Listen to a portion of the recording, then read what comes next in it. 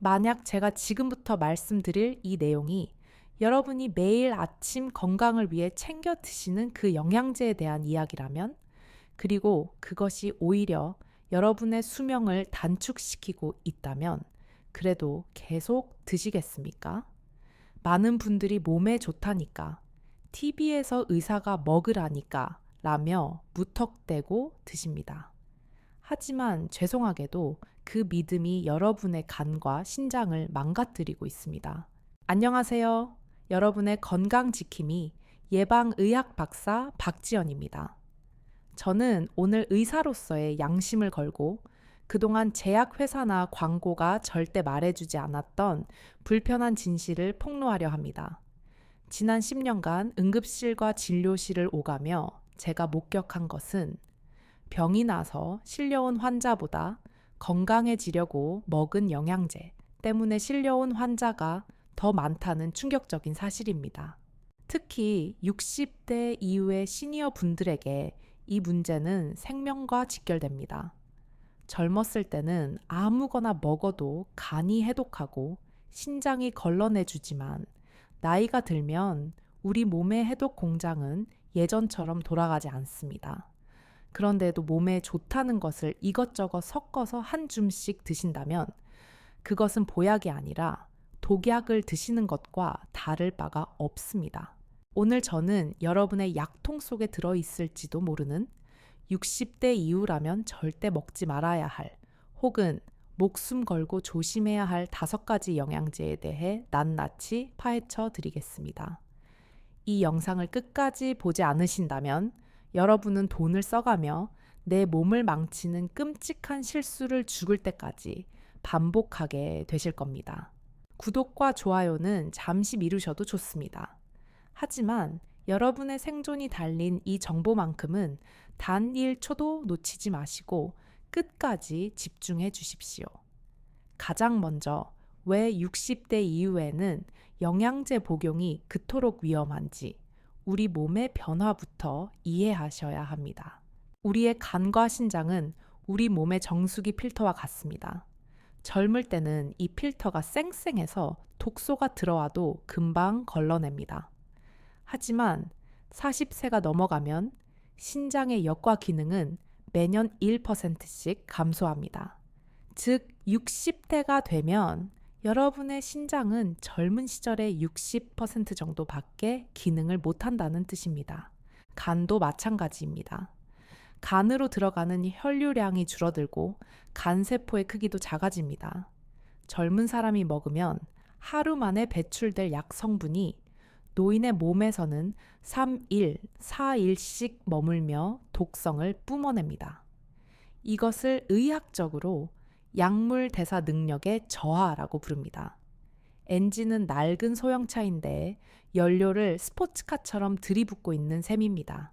더 큰 문제는 60대 이후 분들은 대부분 고혈압이나 당뇨, 고지혈증 약을 드시고 계신다는 점입니다.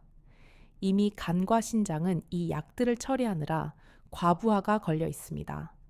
여기에 고농축 영양제까지 들어가면 어떻게 돼야 할까요? 서로 엉키고 설켜서 예상치 못한 화학 반응, 즉 심각한 부작용을 일으킵니다. 자, 이제 본격적으로 여러분의 약통을 점검해 보겠습니다. 첫 번째로 경고할 대상은 바로 국민 영양제로 불리는 비타민 D입니다. 아마 지금 뜨끔하신 분들 많으실 겁니다. 비타민 D는 뼈 튼튼하게 하고 면역력에 좋다던데? 맞습니다. 하지만 그것은 적정량을 먹었을 때의 이야기입니다. 요즘 방송이나 유튜브에서 한국인은 비타민 D 결핍이다. 무조건 고용량을 먹어야 한다. 라고 떠드는 바람에 하루에 5천 단위, 심지어 10,000 단위가 넘는 초고용량 제품을 직구해서 드시는 분들이 너무나 많습니다. 단호하게 말씀드립니다. 이것은 60대 이상에게는 자살 행위나 마찬가지입니다. 비타민 D는 물에 녹는 수용성이 아니라 기름에 녹는 지용성 비타민입니다. 비타민C 같은 수용성은 많이 먹어도 소변으로 빠져나가지만 지용성은 배출되지 않고 우리 몸의 지방 조직과 간에 차곡차곡 쌓입니다. 독소가 축적되는 것입니다. 고용량 비타민 D를 장기간 복용하면 우리 몸에서는 어떤 일이 벌어질까요? 비타민 D의 주 역할은 장에서 칼슘을 흡수하는 것입니다. 비타민 D가 너무 많으면 칼슘을 과도하게 흡수해서 혈액 속에 칼슘이 넘쳐나는 고칼슘 혈증을 유발합니다. 피가 칼슘으로 뻑뻑해지는 것입니다. 초기에는 속이 메스껍고 구토가 나고 변비가 생기며 갈증이 심하게 납니다. 많은 분들이 이걸 단순히 소화가 안 된다고 생각하고 넘기십니다. 하지만 이 상태를 방치하고 계속 약을 드시면 넘쳐나는 칼슘이 신장으로 몰려가서 돌처럼 굳어버립니다. 바로 신장 결석기 생기는 것입니다. 실제로 제가 응급실에서 만난 70대 환자분은 옆구리가 끊어질 듯 아파서 오셨는데 신장에 돌이 가득했습니다. 원인을 추적해 보니 뼈 건강을 챙기신다고 고용량 비타민 D와 칼슘제를 매일 함께 드셨던 것이 화근이었습니다. 건강하려고 먹은 약이 신장을 망가뜨려 투석 직전까지 가게 만든 것입니다. 더 무서운 것은 혈관 석회화입니다. 혈액 속에 떠돌아다니는 인격 칼슘은 혈관 벽에 달라붙습니다. 수도파이프에 녹이 슬고 찌꺼기가 끼는 것처럼 말랑말랑해야 할 혈관이 칼슘 때문에 딱딱하게 굳어버립니다. 이것은 동맥경화를 악화시키고 심하면 심장 근육에 신호를 전달하는 회로를 망가뜨려 부정맥을 일으킵니다. 심장이 불규칙하게 뛰다가 갑자기 멈추는 돌연사의 원인 중 하나가 바로 이 전해질 불균형입니다. 특히 이미 심장 질환이 있거나 이뇨제가 포함된 혈압약을 드시는 분들이 고용량 비타민 D를 드시는 것은 불난 집에 기름을 붓는 격입니다. 그렇다면 어떻게 해야 할까요? 당장 쓰레기통에 버려야 할까요? 아닙니다. 용량을 조절하셔야 합니다. 60대 이상 성인에게 필요한 하루 권장량은 800에서 1000 단위 정도면 충분합니다. 병원에서 혈액 검사를 해보고 심각한 결핍이 아니라면 굳이 5000 단위 이상의 고용량을 드실 이유가 전혀 없습니다. 만약 골다공증 때문에 칼슘제를 처방받아 드시고 계신다면 비타민 D 복용은 더욱 신중해야 합니다. 반드시 주치의와 상의해서 용량을 결정해야 합니다. 남들이 좋다고 하니까 많이 먹을수록 좋겠지라는 생각은 이제 제발 버려주십시오. 여러분의 몸은 실험 대상이 아닙니다. 이제 두 번째로 넘어가겠습니다. 아마 이 영양제도 10집 중 7집은 드시고 계실 겁니다. 혈액 순환에 좋다고 해서 혹은 눈 건강에 좋다고 해서 챙겨 드시는 오메가3입니다. 박사님, 오메가3는 혈관 청소부 아닌가요? 라고 반문하실 겁니다. 네, 적당히 드시면 혈관 청소부가 맞습니다. 하지만 이건 역시 과유불급입니다. 특히 60대 이상 분들이, 그것도 특정 약물을 복용하고 계신 분들이 고용량 오메가3를 드신다면 그것은 혈관 청소부가 아니라 혈관을 터트리는 폭탄이 될 수도 있습니다. 오메가3의 가장 큰 특징은 혈액이 뭉치는 것을 막아 피를 묽게 만드는 것입니다. 혈전, 즉 피떡이 생기는 것을 막아주니 뇌졸중 예방에 도움이 된다고 알려져 있죠. 하지만 동전의 양면처럼 피가 묽어진다는 것은 곧 지혈이 안 된다는 뜻이기도 합니다. 만약 여러분이 심장병이나 뇌졸중 예방을 위해 아스피린 같은 항혈전제나 와파린 같은 항응고제를 드시고 계신다면 귀를 쫑긋 세우셔야 합니다. 병원 약도 피를 묽게 하는데 여기에 오메가3까지 고용량으로 들어가면 어떻게 될까요? 피가 너무 묽어져서 물처럼 흐르게 됩니다. 이 상태에서는 아주 작은 충격에도 멍이 시퍼렇게 들고 잇몸에서 피가 나면 멈추지 않습니다. 더 끔찍한 것은 눈에 보이지 않는 몸속의 출혈입니다. 위장관에서 출혈이 생겨 검은 변을 보거나 심하면 뇌혈관이 터져 뇌출혈을 일으킬 위험이 급격히 높아집니다. 혈관 막히는 걸 막으려다 혈관이 터지는 꼴이 되는 겁니다. 다음 파트에서는 이 오메가3를 얼마나 먹어야 안전한지, 그리고 오메가3보다 더 위험한 쌀을 발효시켜 만들었다고 해서 천연인 줄 알고 드셨다가 근육이 녹아내리는 부작용을 겪을 수 있는 제3의 영양제에 대해 폭로하겠습니다. 고지혈증 걱정되시는 분들은 다음 내용을 절대 놓치시면 안 됩니다. 오메가3가 무서운 진짜 이유는 겉으로 보이는 코피나 멍 때문이 아닙니다. 바로 우리 몸속 깊은 곳, 뇌나 위장관에서 조용히 일어나는 내부 출혈 때문입니다. 겉으로는 멀쩡해 보이지만 속에서는 피가 새고 있을 수 있습니다. 갑자기 검은색 대변을 보거나 이유 없이 심한 어지럼증과 두통이 지속된다면 이미 늦었을 수도 있습니다. 특히 백내장 수술이나 임플란트 시술 혹은 관절 수술을 앞두고 계신 분들은 정말 조심하셔야 합니다. 수술대 위에서 지혈이 안 되어 의사들이 식은땀을 흘리는 경우가 종종 있는데 알고 보면 환자분이 수술 전날까지 몸에 좋은 거니까 라며 고용량 오메가3를 드신 경우가 태반입니다. 수술이나 시술 계획이 있다면 최소 일주일, 안전하게는 2주일 전부터 오메가3 복용을 반드시 중단하셔야 합니다. 평소에도 하루 섭취량은 1000mg 이하로 유지하는 것이 안전합니다. 시중에는 3000mg, 4000mg짜리 메가도스 제품도 파는데 특별한 의학적 소견이 없다면 욕심내지 마십시오. 과유불급은 진리입니다. 세 번째로 경고할 대상은 이름만 들으면 아주 건강한 천연식품처럼 들리는 홍국입니다. 붉은 효모로 쌀을 발효시킨 것인데 콜레스테롤을 낮춰준다고 해서 요즘 고지혈증 걱정하시는 분들 사이에서 인기가 아주 높습니다. 병원 약은 독하니까 천연 성분인 홍국을 먹어야지 라고 생각하시나요? 이것이 바로 가장 위험한 착각입니다. 홍국에 들어있는 핵심 성분인 모나콜린 K는 병원에서 처방하는 고지혈증 치료제인 로바스타틴과 화학적으로 완전히 똑같은 물질입니다. 즉, 홍국은 쌀이 아니라 사실상 약입니다. 그런데 문제는 이것이 건강기능식품으로 분류되어 관리 감독이 허술하다는 점입니다. 병원 약은 성분 함량이 아주 정밀하게 조절되어 나오지만 홍국 제품들은 제품마다 성분 함량이 들쑥날쑥합니다. 어떤 제품은 효과가 없을 정도로 적게 들어있고 어떤 제품은 위험할 정도로 많이 들어있습니다.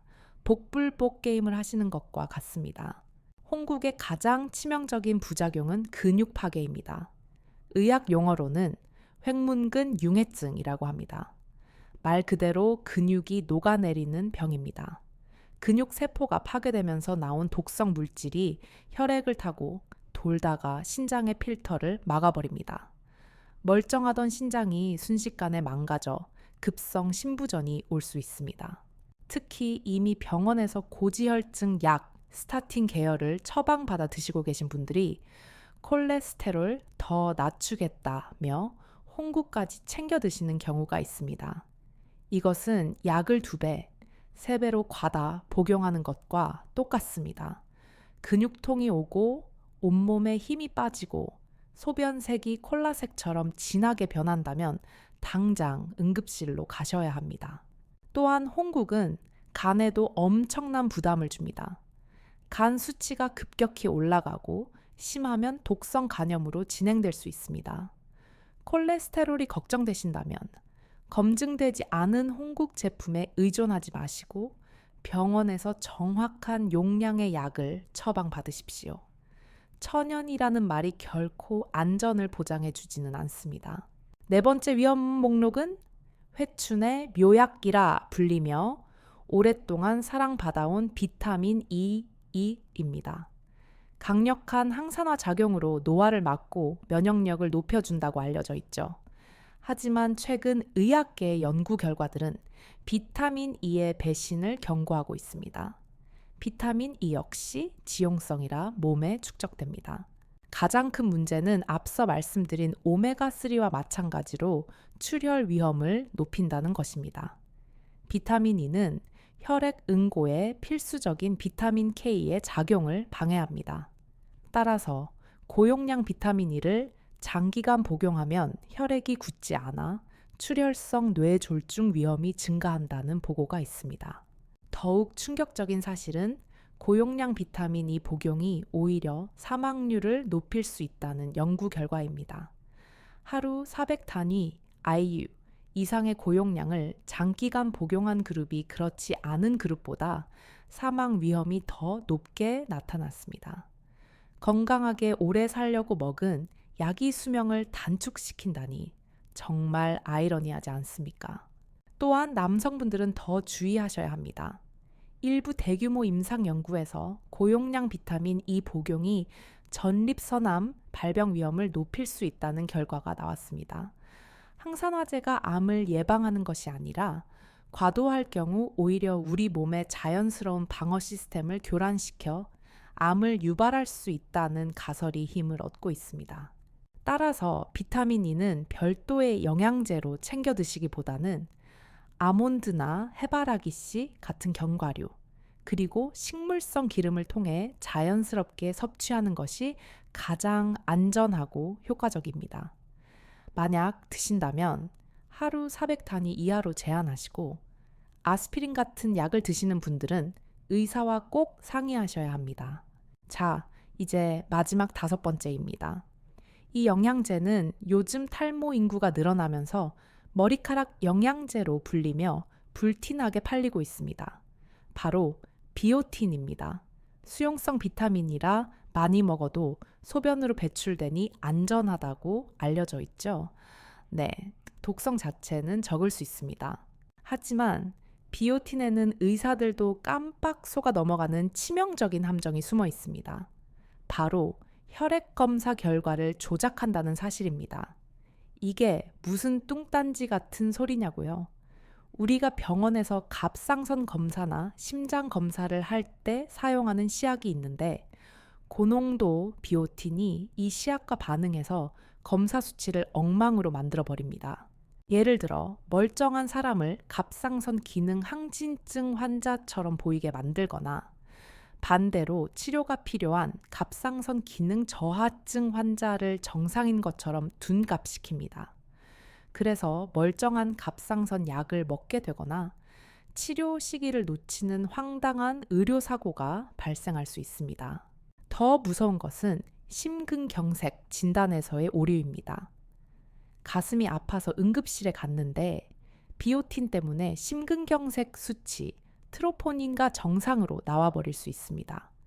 심장은 썩어가고 있는데 검사 결과는 정상이니 의사는 체하신 것 같네요 하고 집으로 돌려보낼 수 있다는 겁니다. 생각만 해도 끔찍하지 않습니까? 그래서 미국 식품의약국 FDA에서도 이에 대해 공식적으로 경고했습니다. 만약 여러분이 고함량 비오틴을 드시고 계신다면 건강검진이나 혈액검사를 받기 최소 일주일 전에는 복용을 중단하셔야 합니다. 그리고 응급실에 가게 된다면 의사에게 반드시 저 비오틴 먹고 있어요 라고 말씀하셔야 오진을 막을 수 있습니다. 지금까지 말씀드린 5가지 영양제, 고용량 비타민 D, 오메가3, 홍국, 비타민 E, 그리고 비오틴. 이들은 분명 우리 몸에 필요한 성분이지만 과유불급과 상호작용을 무시하면 언제든 흉기로 돌변할 수 있습니다. 그렇다면 도대체 내 몸에 이상이 생겼는지 아닌지 어떻게 알 수 있을까요? 내 간과 신장이 비명을 지르고 있다는 것을 알려주는 절대 무시하면 안 되는 위험 신호 6가지가 있습니다. 다음 파트에서는 이 증상들이 나타나면 즉시 영양제를 끊어야 하는 결정적인 타이밍에 대해 알려드리겠습니다. 지금까지 말씀드린 5가지 영양제의 위험성 듣고 나니 겁이 덜컥 나실 겁니다. 그럼 내 몸은 괜찮은 건가? 걱정되시죠? 우리 몸은 다행히도 심각하게 망가지기 전에 반드시 신호를 보냅니다. 지금부터 말씀드릴 6가지 위험 신호 중 2가지 이상 해당된다면 지금 당장 드시던 영양제를 모두 끊고 병원으로 달려가셔야 합니다. 이것은 간과 신장이 보내는 마지막 구조 신호입니다. 첫 번째 신호는 이유 없는 출혈입니다. 양치질을 할 때마다 잇몸에서 피가 나거나 어디 부딪히지도 않았는데 팔, 다리에 시퍼런 멍이 든다면 주의하십시오. 또한 코를 살짝 풀었는데 코피가 터져서 잘 멈추지 않는다면 현재 여러분의 혈액이 너무 묽어져 지혈 능력을 상실했다는 증거입니다. 오메가3나 비타민 E, 은행잎 추출물 등을 과다 복용하고 있을 확률이 매우 높습니다. 두 번째 신호는 소변의 변화입니다. 아침에 소변을 보는데 맥주 거품처럼 꺼지지 않는 거품이 변기를 가득 채우거나 소변 색깔이 평소보다 훨씬 진한 갈색이나 콜라색을 띈다면 신장이 망가지고 있다는 뜻입니다.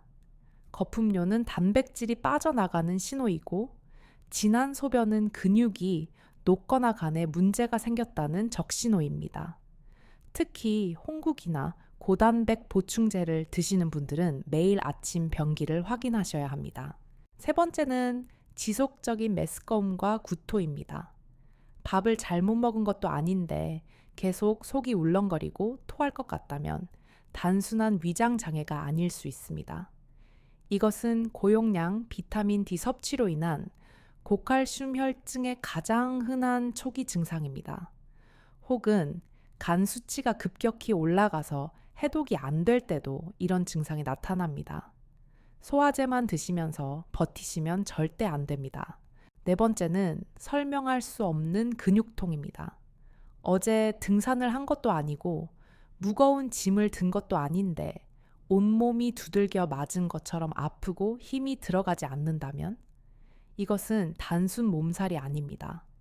홍국이나 스타틴 계열 약물 부작용으로 인한 근육용해 현상일 수 있습니다.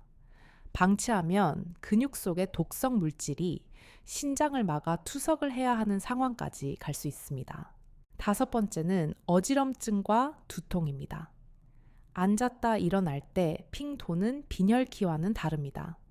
머리가 깨질 듯이 아프거나 말이 어눌해지고 한쪽 팔다리에 힘이 빠지는 느낌이 든다면 뇌출혈이나 전해질 불균형을 의심해야 합니다.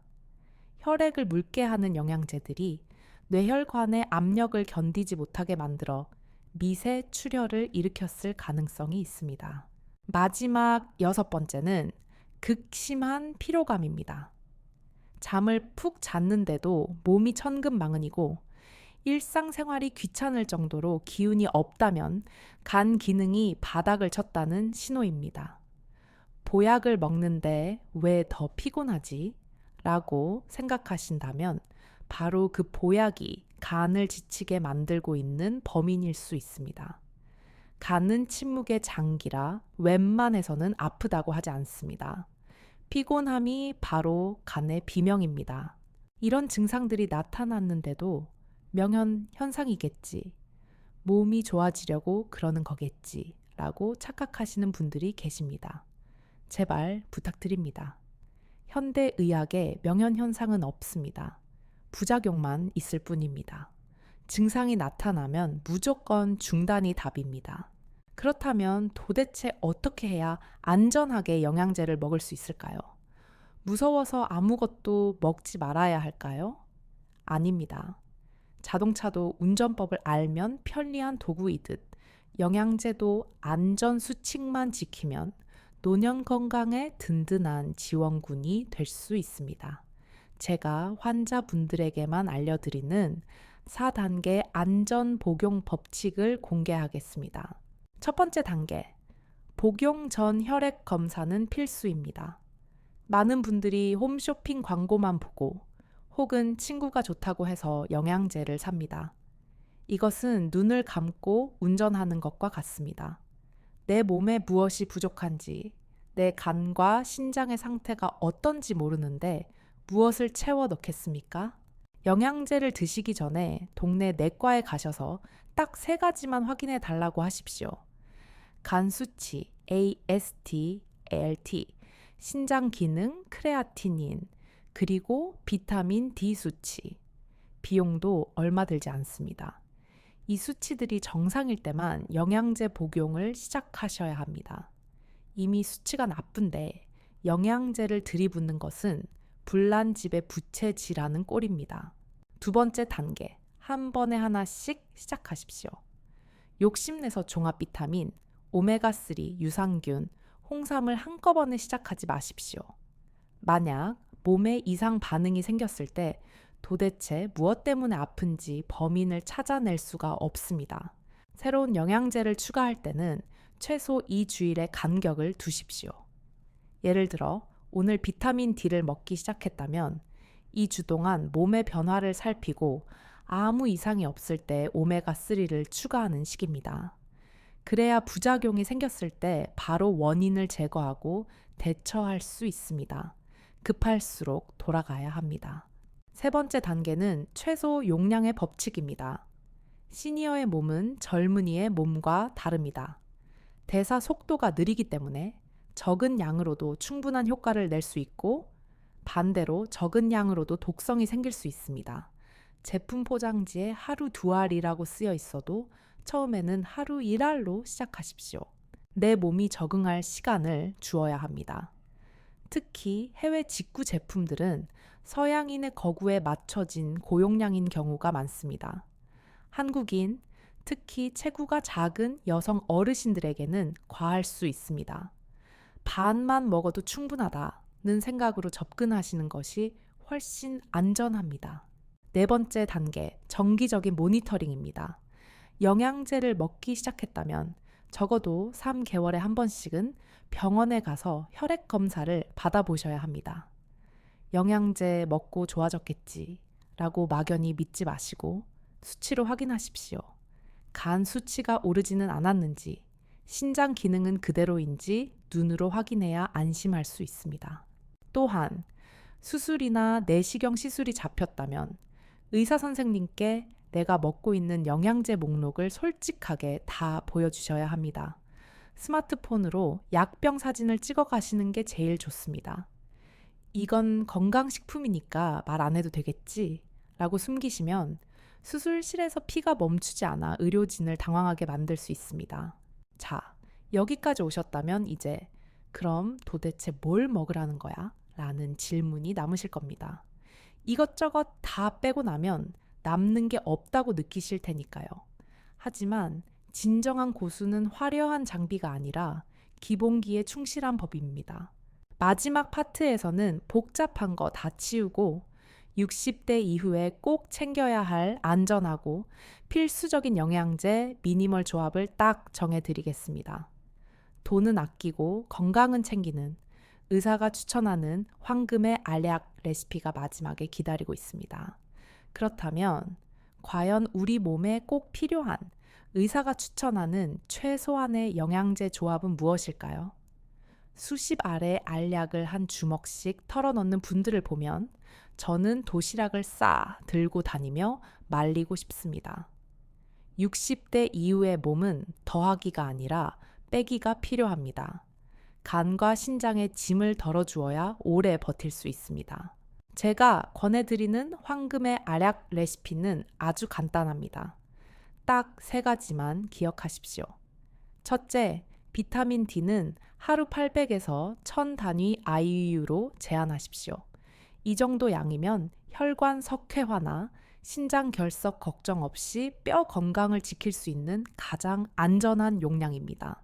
둘째, 오메가3는 하루 1000mg 이하로 드시되 순도가 높은 RTG, RTG 형태를 선택하십시오. 양보다 질입니다. 만약 아스피린이나 혈전 용해제를 드시는 분이라면 오메가3 대신 일주일에 2번 등 푸른 생선을 구워 드시는 것이 100배 안전하고 효과적입니다. 음식으로 섭취하는 오메가3는 출혈 부작용이 거의 없습니다. 셋째, 비타민 BB, 균이 포함된 저용량 종합 비타민 1알입니다. 나이가 들면 위산 분비가 줄어들어 음식만으로는 비타민 B이나 엽산 같은 빛의 영양소 흡수가 어렵습니다. 이것을 채워주기 위해 하루 한 알의 종합 비타민이면 충분합니다. 여기에 비오틴이나 다른 성분들도 안전한 용량으로 조금씩 들어있으니 따로 챙길 필요가 없습니다. 박사님, 칼슘이랑 마그네슘은요? 라고 물으실 겁니다. 저는 60대 이상 환자분들에게는 칼슘과 마그네슘을 웬만하면 약으로 드시지 말라고 권합니다. 약으로 먹으면 혈중 농도가 급격히 치솟아 부작용 위험이 큽니다. 대신 식탁에서 해결하십시오. 우유 한 잔, 두부 반모, 멸치볶음 한 접시, 그리고 시금치나 브로콜리 같은 녹색 채소. 이것만으로도 하루에 필요한 칼슘과 마그네슘은 충분히 채워집니다. 음식 속에 들어있는 미네랄은 우리 몸이 아주 천천히 그리고 필요한 만큼만 흡수하고 나머지는 알아서 배출합니다. 자연이 만든 안전장치가 작동하는 것입니다. 기억하십시오. 영양제는 말 그대로 보조, supplement, 수단일 뿐입니다. 부실한 식사를 영양제로 때우려는 생각은 무너져가는 집을 페인트칠로 가리려는 것과 같습니다. 밥이 보약이라는 옛말은 틀린 말이 아닙니다. 제철 음식을 꼭꼭 씹어 드시는 것보다 더 강력한 항암제, 항노화제는 세상에 없습니다. 그리고 무엇보다 중요한 것은 내 몸의 주인은 나라는 의식입니다. 의사도, 약사도, TV 속의 전문가도 여러분의 건강을 대신 책임져 주지 않습니다. 광고에 속아 내 몸을 임상 실험장으로 만들지 마십시오. 내 간과 신장이 감당할 수 있는지 꼼꼼히 따져보고, 의심스러우면 의사에게 물어보고, 이상하면 바로 끊는 결단력이 필요합니다. 오늘 제가 드린 말씀이 누군가에게는 섭섭하게 들릴 수도 있습니다. 이것도 먹지 마라, 저것도 먹지 마라 하니까요. 하지만 저는 여러분이 병원 침대가 아니라 사랑하는 가족들과 식탁에 둘러앉아 건강하게 웃으며 노후를 보내시길 진심으로 바랍니다. 그러기 위해서는 지금 드시는 약을 줄여야 합니다. 오늘 당장 여러분의 약통을 한번 쏟아 부어 보십시오. 그리고 묻지마 식으로 먹던 영양제, 성분도 모르고 먹던 해외 직구 제품들, 유통기한 지난 약들을 과감하게 정리하십시오. 약통이 가벼워질수록 여러분의 간과 신장은 가벼워지고 수명은 길어질 것입니다. 건강은 하루아침에 비싼 약을 먹는다고 만들어지는 것이 아닙니다. 매일매일 내 몸에 귀를 기울이고 해로운 것을 피하는 현명한 선택들이 쌓여서 만들어지는 것입니다. 오늘부터 시작하십시오. 아직 늦지 않았습니다. 여러분의 현명한 빼기가 10년 더 젊은 몸을 만듭니다. 마지막으로 오늘 이 영상을 보시고 나도 오늘부터 약통 정리를 시작하겠다. 내 몸은 내가 지키겠다. 라고 다짐하신 분들은 댓글창에 나는 내 건강의 주인이다. 라고 적어주십시오. 여러분의 그 당당한 선언이 작심삼일을 막아주는 강력한 부적이 될 것입니다. 그리고 주변에 좋다는 영양제라면 덮어놓고 사서 드시는 친구나 부모님이 계시다면 이 영상을 꼭 공유해 주십시오. 이거 먹으면 큰일 날 수도 있대. 라는 말 한마디가 그분의 남은 인생을 고통에서 구할 수도 있습니다. 올바른 건강 지식이 퍼질수록 우리는 더 건강한 사회를 만들 수 있습니다. 저는 앞으로도 제약회사의 눈치를 보지 않고 오직 여러분의 건강만을 생각하는 정직하고 쓴소리 같은 의학 정보들을 가지고 다시 찾아오겠습니다. 여러분의 간이 편안하고 신장이 튼튼한 하루가 되기를 진심으로 기원합니다. 지금까지 여러분의 양심 주치의 예방의학 박사 박지연이었습니다. 오늘 내용이 도움이 되셨다면 구독과 좋아요, 알림 설정까지 꼭 부탁드립니다. 여러분의 건강한 100세를 응원합니다. 감사합니다.